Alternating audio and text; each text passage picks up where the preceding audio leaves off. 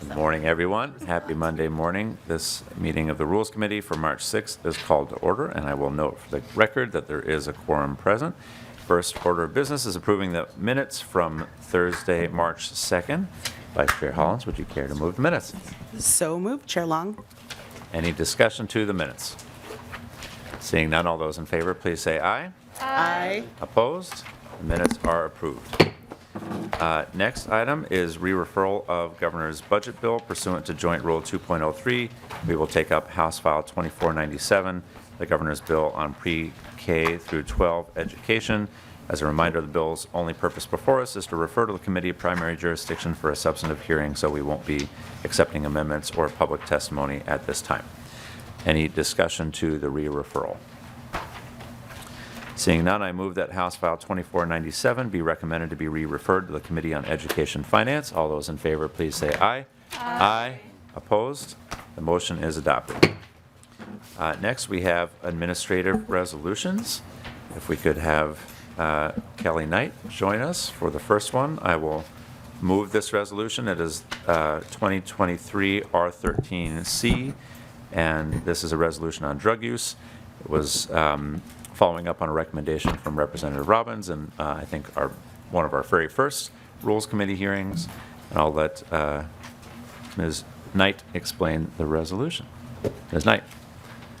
Mr. Chair and members, the resolution on drug use that you have before you prohibits employees from consuming any drug in a house-controlled space except for over-the-counter as prescribed by a health provider or unless the employee is a registry program patient. And this comes out of as the chair said, out of that first meeting. Representative Robbins. Thank you, Mr. Chair. Thank you for bringing this forward. Thank you, Ms. Knight. I just want to confirm that this includes edibles and beverages containing THC. Ms. Knight. Mr. Chair and members, that is my understanding, yes. Any further questions, Representative Robbins? Okay. Any further discussion to the R13C? Representative Jordan. Thank you, Mr. Chair. And just to confirm that we can still have coffee and caffeine, right? Yes, that is not a prohibited drug. Further discussion? Okay, all those in favor of the R13C, please say aye. Aye. Opposed? The resolution is approved. Next, we have the 2023 R14. I think we're just going in order. If Ms. Julick could come down. Ms. Julick, could you explain the R14, please? Yeah, Mr. Chair and members, the R14 would adopt updated meal allowances for when staff are on trips either within the state or outside the state, or when members are on trips outside the state, since they can't get per diem on those trips. Increases the allowance for breakfast, lunch, and dinner for a total of $6, with $1 increase for breakfast, $2 for lunch, and $3 for dinner. And this mirrors the changes that were adopted by the LCC about a month ago, and so the effective date would be retroactive to that adoption. Any questions on the R14? Representative Torkels. Mr. Chair, this is very picky, but under the breakfast line for within the state, it looks like we're going from $9 to $10, right? But Correct. shouldn't the 1 also be underlined? Mr. Chair, Representative, it should be. Ms. Julick. Yes, Mr. Chair, the 9 is the old, the 10 is the new, so both digits should be underlined as new. We will note that change. Any further discussion? Thank you, Mr. Chair. I'll get back out of the weeds now. Okay, all those in favor of the R14, please say aye. Aye. Any opposed? The R14 is adopted. Next, we have the 2023 P7F, Temporary Compensation Time and Non-Exempt Overtime Policy. Ms. Knight, if you could explain the P7F. Mr. Chair and members, the policy on compensatory time, non-exempt overtime, and time card policy has a number of changes to it. The first is the House is currently adhering to the wage theft law, and that has a 48-hour threshold and in a 7-day period, and then at that point in time, staff that are non-exempt would earn 1.5 times in non-exempt overtime.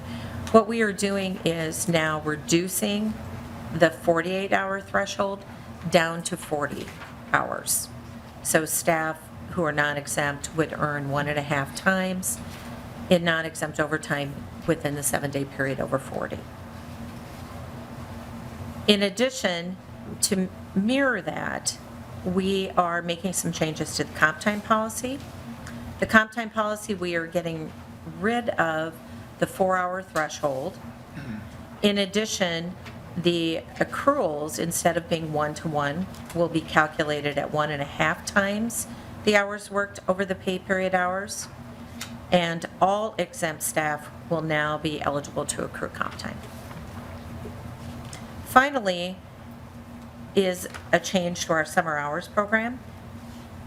The summer hours program, since staff will now be either non-exempt, will be earning non-exempt overtime, or all exempt staff will be earning comp time, we are going to make a change that staff who would previously have received 32 hours of summer hours will now receive up to 32 hours of either of summer hours if they did not earn a cumulative amount of non-exempt overtime or comp time up to 32 hours.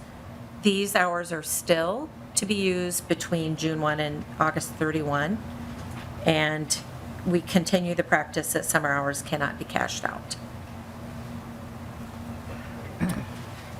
Questions on the policy? I will just thank Ms. Knight and Ms. Julik for working on these changes, and note that we have some of the best, most hardworking staff in the business, and this is a way to help them when they are working long hours in our busy session times to make sure they're getting appropriate credit for that. Any further discussion? All right, so then seeing none, all those in favor of adopting the P7F, please say aye. Aye. Opposed? The comp time policy is approved. Next, we have the 2023 P3F. Ms. Knight, if you could explain that, please.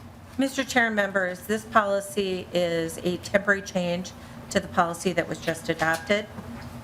It increases the number of compensatory time hours that can be accrued from 220 to 300.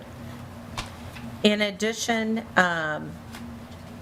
we are making a change that any remaining comp time hours that are there on October 31st, those will be moved to our prior holiday work balance to give staff an additional 2 months to be able to use that time. This is something that we also did in this committee during the pandemic. So we'll give staff a little bit of time to use that. Unlike the prior worked holiday hours that staff get for working additional holidays, this time, however, will not have a cash out value, and that is similar to what we had done in the past.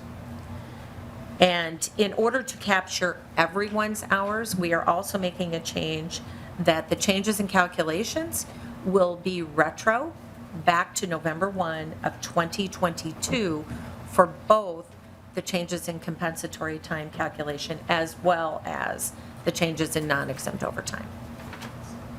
Thank you for that clear explanation. Questions to the P3F? Seeing none, all those in favor, please say aye. Aye. Opposed? P3F is adopted. Thank you so much, Ms. Knight. Our last order of business today is Senate Concurrent Resolution number 3. This concurrent resolution sets the deadlines for the 2023 session between the House and the Senate. And I will move that SCR3, concurrent resolution adopting deadlines, be recommended to the House of Representatives for adoption. Any discussion to the concurrent resolution? Seeing none, all those in favor, please say aye. Aye. Opposed? The concurrent resolution is adopted. Thank you, members, for being here bright and early on a Monday. Representative Pulowski. Mr. Chair, thank you. I want to remind the committee of 7.10 on page 6 of the new rules. I'm in the 4th paragraph. Each annual session, the Committee on Rules and Legislative Administration may designate a date after which a House file may not be introduced during the annual session unless approved for introduction by the Committee on Rules and Legislative Administration. The date must be at least 14 calendar days after the committee acts under this paragraph, but no earlier than May 1st of each annual session. We have introduced House File 2554. We have to act 14 days ahead. I know it's early March, but this is going to be a consistent reminder to the chair and the committee. I appreciate the reminder, Representative Pulaski. I do think we have too many bills being introduced and are overworking our staff, so it is certainly something to be considered. Thank you so much, members. With that, we are adjourned.